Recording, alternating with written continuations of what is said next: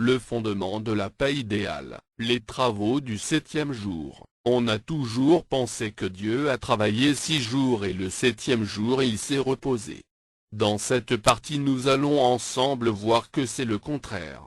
Dieu après avoir travaillé pendant 6 jours a fait tout ce qui constitue le châssis de son œuvre, Genèse 1. Mais quant à l'œuvre elle-même il ne la fera qu'au repos. Genèse 2. Les 2 premiers chapitres de la Genèse sont donc très complémentaires en ce qui concerne le plan et le but de la création de l'homme. Dans le repos Dieu a fait 5 choses. Il est entré dans l'univers après l'avoir créé, il crée l'Éden, il sanctifie Adam, il l'intronise comme roi sur l'univers, et crée Ève.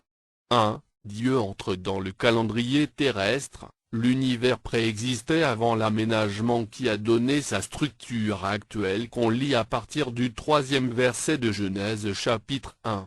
Avant de créer l'homme, Dieu a aménagé d'abord l'univers qui était informe. Cet ensemble était déjà créé on ne sait depuis combien de temps, mais afin de nous y mettre, Dieu se met à l'arranger.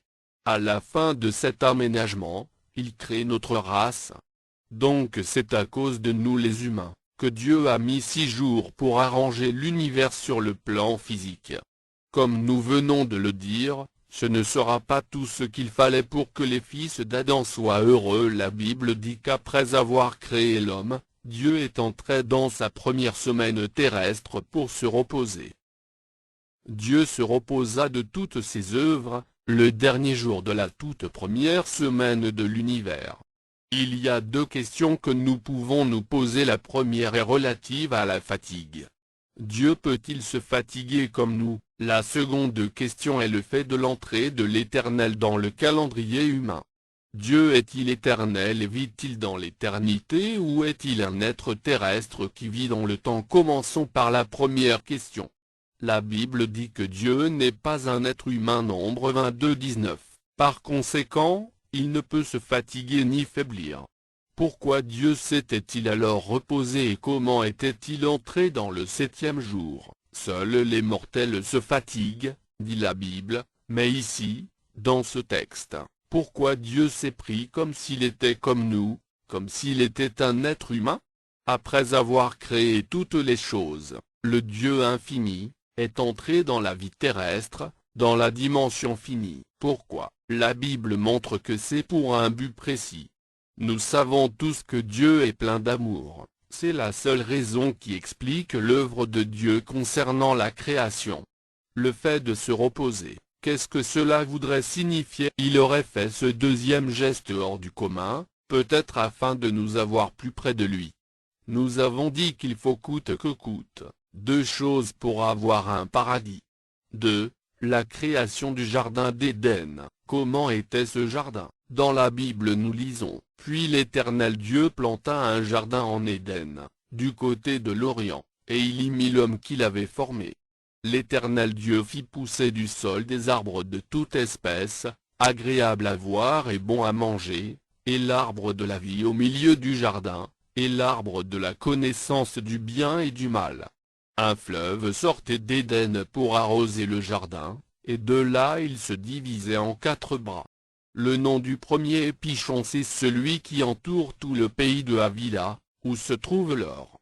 L'or de ce pays est pur, on y trouve aussi le bdellium et la pierre d'onyx. Le nom du second fleuve est Gihon, c'est celui qui entoure tout le pays de Couche. Le nom du troisième est Hiddekel, c'est celui qui coule à l'orient de la Syrie. Le 4e fleuve, c'est l'Euphrate. L'Éternel Dieu prit l'homme, et le plaça dans le jardin d'Éden pour le cultiver et pour le garder. Genèse 2, 8 à 15. Le mot agréable indique que le jardin d'Éden était un lieu parfait, où il fait bon vivre. Cependant pour qu'un lieu soit parfait, 2 facteurs physiques doivent être réunis. Il s'agit du luxe et du bien-être physique. Nous pouvons remarquer que les expressions agréables à voir et bon à manger du verset cité devant concernaient beaucoup et surtout l'aspect physique. Il faut l'idéal physique, Genèse 2, 8 à 15, et l'idéal spirituel, Genèse 2, 1 à 3. Ce sont les 2 conditions réunies, qui font d'une vie, une vie bénie de Dieu. Or en entrant dans le jardin d'Éden pour se reposer avec Adam, Dieu a introduit par cet acte notre Père, Adam, dans le paradis, le royaume de Dieu. Adam ne pouvait pas de lui-même entrer dans cette vie céleste. C'est à Dieu qu'il a plu de communiquer sa vie à Adam en le faisant entrer dans le jardin de délices. La vie de Dieu est une vie de perfection. C'est aussi elle qui est ce septième jour, le jour du repos idéal. Le sabbat est le nom d'un tel repos. Dieu vit le sabbat, avec S majuscule, qui est éternel tandis que les Juifs n'ont connu qu'un sabbat charnel. La Bible dit que le septième jour est pour Dieu. Exode 20 versets 8 à 11. C'est le repos sur le plan physique et le repos de l'esprit qui donne le repos complet. Dans le jardin d'Éden, les choses sont agréables à voir et bonnes à manger. Il y avait donc dans le jardin d'Éden, tout ce qu'il faut pour donner le repos complet, de l'esprit, de l'âme et du corps. Quand Dieu par son Christ créa l'univers, Genèse 1, 1, on n'a pas dit qu'il y avait un jour saint. 3. La sanctification d'Adam. Que faisait Adam avant la création du jardin d'Éden? Où était-il entre la date de la création d'Adam et celle du jardin de délices? Combien de temps s'était-il écoulé? Que faisait Adam dans le jardin d'Éden? Il cultivait et gardait le jardin d'Éden, dit la Bible, Genèse 2:15. Adam avait-il donc des instruments de travaux champêtres? Nous savons qu'il avait reçu un ordre qui contenait deux choses: développer le domaine et défendre son intégrité. C'est pour nous faire comprendre que Dieu a parlé à Adam, Dieu l'a instruit. Dans le livre de la Genèse, chapitre 2 du verset 1 à 3 nous lisons ce qui suit: Ainsi furent achevés les cieux et la terre, et toute leur armée. Dieu acheva au septième jour son œuvre qu'il avait faite, et il se reposa au septième jour de toute son œuvre qu'il avait faite.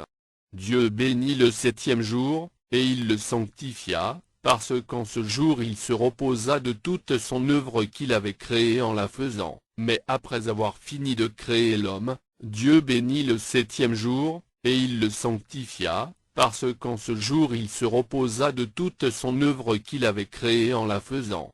Genèse 2, verset 3. La sanctification et le mot sainteté ont été mal compris et ont perdu leur vrai sens aujourd'hui. Aujourd'hui on pense que la sainteté est synonyme d'une simple pureté matérielle.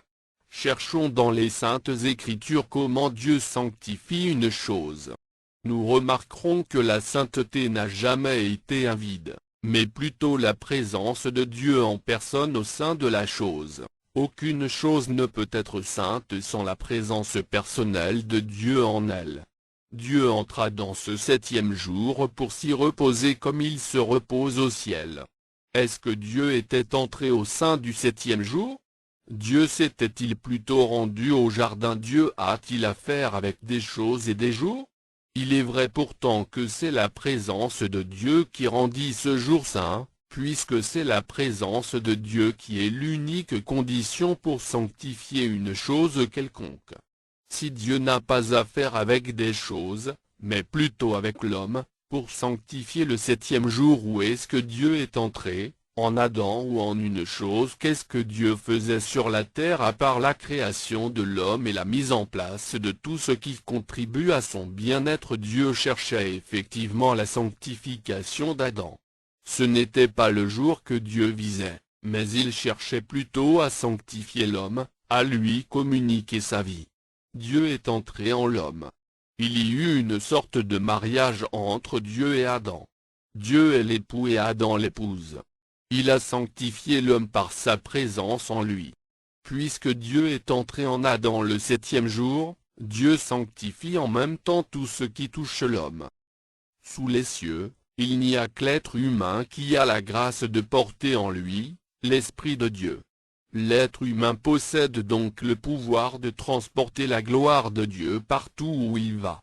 Dès que l'homme a été revêtu de l'Esprit de Dieu, il est devenu un être à la fois humain et divin. Sous les cieux, il n'y a donc que l'être humain qui soit un être complexe. À cause de cette place qu'il occupe devant le Créateur de toutes choses, Il fut désigné pour nommer tout ce qui coexistera avec lui dans l'univers, et Dieu va valider ce travail dans le ciel. Lui Dieu, il créera des choses et Adam l'homme, leur donnera des noms. L'homme jouera alors le rôle d'ambassadeur pour Dieu sur la terre. Adam est maître du monde physique et du monde spirituel dans la zone de l'univers. L'homme est alors maître de la loi, Marc 2, 28. Le fait de marcher avec Dieu ainsi n'est jamais possible sans la mort de la chair d'Adam. Nous, lisons que l'Éternel Dieu prit l'homme. Genèse 2, 15 et Adam a marché avec Dieu. L'Éternel Dieu prit avec lui, implique la mort de la chair. Cette mort est ce que nous appelons la mort par la foi en Jésus-Christ. La mort par la foi en Christ est puissante. Adam, une fois qu'il a marché avec Dieu, a reçu sa vie et a eu la grâce d'entrer dans le paradis terrestre. Nous devons donc retenir que Dieu ne demeure pas dans des bâtiments, sur des sols, dans de l'or ni sur l'argent, ou sur des choses de ce monde quelles qu'elles soient. Nous avons souvent entendu dire que certaines personnes portent le titre de saint, que certaines eaux sont bénies ou saintes. Si ces choses se disent ailleurs dans les religions païennes, on comprendra, mais si ce sont des chrétiens, nous devons dénoncer ce dérapage. Quand on lit la Bible, on remarquera que ce n'était pas ainsi qu'on définissait ces termes au commencement. Dans toutes ces lignes, la Bible enseigne que Dieu ne veut demeurer que dans les vies humaines. Dans tout l'univers, c'est seulement en l'homme que Dieu peut demeurer. Sans Adam, Dieu ne serait pas venu dans la vie d'ici-bas, et il n'aurait jamais sanctifié le septième jour. Qu'est-ce qui se passa dans la sanctification du septième jour? La création fut achevée le sixième jour et Adam était en tout et pour tout une âme vivante. Nous l'expliquons lorsque Dieu souffla sur lui un souffle de vie, Adam devint une âme vivante. En d'autres termes, il devient un organisme vivant, un corps qui fonctionne normalement sur tous les plans physiologiques. Adam ne pouvait pas hériter de Dieu en ce moment-là, parce qu'il n'était pas complet. Genèse 1, 31. C'est la raison pour laquelle il fallait que Dieu entrât dans la vie d'Adam au septième jour. En termes plus clairs, disons que Dieu entra en Adam simplement, en lui donnant sa vie, la vie du royaume. La Bible explique que notre corps est le temple de Dieu. La parole de Dieu est acceptée dans le cœur de cet homme. 4. L'intronisation de l'homme comme vicaire de Dieu sur la terre. Dieu donna sa parole à Adam, nous le disons parce qu'il est écrit que Dieu le prit et le plaça l'homme à marcher avec Dieu. Dieu lui donna des conseils. La parole de Dieu en Adam fit que ce dernier fut revêtu de l'Esprit de Dieu, c'est le secret de l'autorité de l'homme sur le jardin d'Éden. Genèse 2, 15 Jean 6, 63. Adam était devenu un esprit vivifiant. C'est par ce pouvoir vivificateur que l'homme devait redonner la vie à la création envahie par le péché. En devenant un canal par lequel Dieu pouvait agir dans le monde, l'homme régnerait sur la terre. Jean 7, 38, il ne faut pas chercher une autre onction divine ailleurs, si vous négligez de devenir un canal pour Dieu par lequel il déverse sa vie. Le jardin d'Éden dépendait de la vie de Dieu qui était investie en Adam. Sans cette vie en lui, l'homme Adam ne pouvait jamais entrer dans le repos de Dieu. Et si Dieu n'entrait pas dans le cœur d'Adam, il ne pouvait pas bénir ni l'univers ou même le petit coin du jardin d'Éden lui-même. C'est par l'Esprit de Dieu qui était en lui qu'Adam devait étendre l'autorité de Dieu sur la terre, à partir du petit point du jardin d'Éden. Josué 1:3. Afin de pouvoir régner sur un territoire, il faut le connaître. En demandant à l'homme de donner des noms aux animaux, Dieu demande à Adam de prendre autorité sur tout l'univers. 5. La création d'Ève. Adam perd tout par un seul péché. Plus tard, après leur péché, Adam et Ève vont perdre l'idéal spirituel, mais l'idéal physique, comme le luxe, le manger, le boire et la santé, bien qu'étant toujours présents, ne leur sera plus accessible. La preuve, c'est qu'ils commencèrent par se sentir nus, et par avoir peur de Dieu. La vie chrétienne est une vie du 7e jour. Après la création d'Adam, il y avait tout autour de lui, sauf le repos avec Dieu. Tant que Dieu ne lui avait pas ouvert le chemin, en venant personnellement vers lui, pour le diriger, l'homme ne pouvait pas entrer dans le jardin d'Éden par ses propres efforts physiques. La Bible dit que c'est Dieu qui le prit et elle ajoute que c'est encore Dieu qui le plaça dans le jardin d'Éden, le paradis terrestre. Genèse 2, verset 8 et verset 15. De la même façon, aujourd'hui, Jésus dit qu'il est le chemin, Jean 14, 6. Nous comprenons qu'il veut nous parler de ce qu'il représente pour chaque être humain qui veut entrer dans la vie de Dieu, la vie du royaume de Dieu. Jésus est venu pour emmener les hommes à leur repos qui n'a jamais été possible sans l'œuvre de Dieu, c'est-à-dire l'œuvre de la croix.